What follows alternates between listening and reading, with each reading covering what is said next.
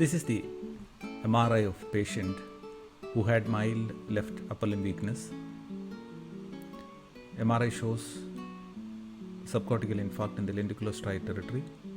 There are few dot-like cortical infarcts which looks like border zone infarcts. Here also you can see the border zone infarct, but the main infarct is in the lenticulostriate territory. The patient was referred for further evaluation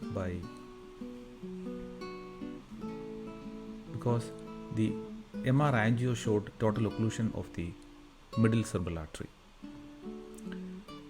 We'll try to read the MR angio. These are the only films available. When reading an MRI, one should try to follow one vessel at a time. So that makes reading much more easier. Instead of looking at the whole MR, try to read. This is the left carotid artery, middle cerebral artery and branches. Okay.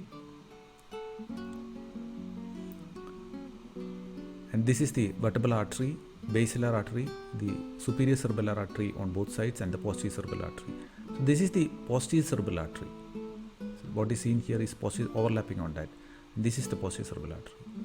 The right carotid artery comes and ends here actually. It is getting superimposed on the posterior cerebral artery. So we might tend to think that this is a continuation of the MCA. That is not. Looking at other picture here, it is very, very clear. You can see that the M1 is cut off. So what do you see? This is the MCA on this side, the A1, bilateral ACS. So the patient has got a complete thrombosis of right MCA. What to do in such a situation? We don't treat scans as such. We actually treat the patient, isn't it? So let's see now what the patient has. So the patient has got mild facial palsy on the left side. Patient has got very minimal weakness of the left side. He can lift the hand and he is stable for the last 48 hours. He is able to lift the hand. He has almost grade 4 power and he has not worsened over the period of time. In such situations, what to do? It's a difficult situation to decide. Either we can just continue medical management. This is a patient who might potentially deteriorate in front of you because his M1 is not seen on an MR angio. These patients ideally should be evaluated by a digital subtraction angiography, and I'll show you why. We always start the digital subtraction angiography by a femoral route. Femoral angio is done to check whether the femoral artery is normal. That is normal. Right carotid angiogram. I'll spend some time showing you the blood vessels. This is the right internal carotid artery. This is the AP view and this is the lateral view. In a biplane, both are seen side by side. This is the external carotid artery. This is the internal carotid artery with a loop here.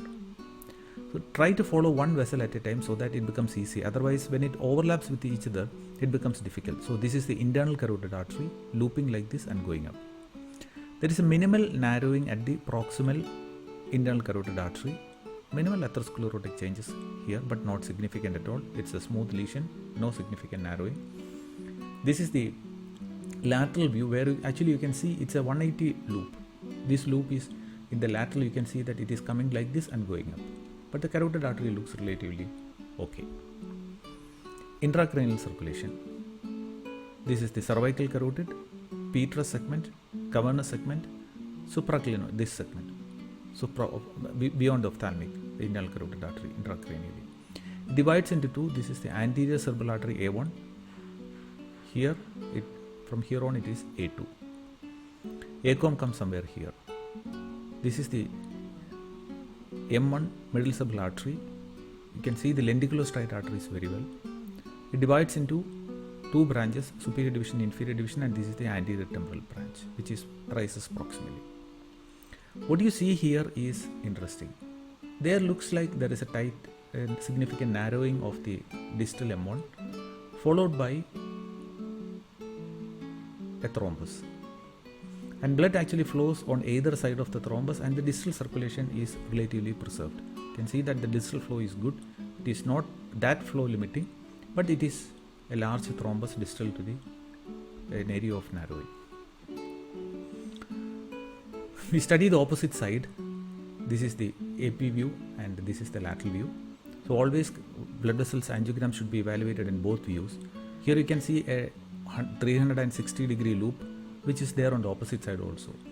It is quite interesting to note that when there is a loop on the one side, it almost mirrors the same thing on the opposite side also. But the carotid origin is okay. There is a 360 loop on the lateral also. Rest of the carotid is okay. Intracranial circulation, M1 is okay, A1 is okay, A2 is okay. The blood vessels relatively look normal. There is not much of significant atherosclerotic changes. So coming back to that previous film, you can see the thrombus in M2 on this side. You can see it very clearly. The vertebral angio looks normal. These are flow artifacts because of the blood coming from the opposite side. And this the vertebral angio, unless it is deemed essential, we don't usually cannulate. We try to do from the subclavian. So that's why the quality of the angiogram is a bit poor. It is not contributing to the anterior circulation through the PCOM. The PCOM is not seen. How to manage this patient? So we don't treat angiograms or we don't treat CT scans. We treat the patient.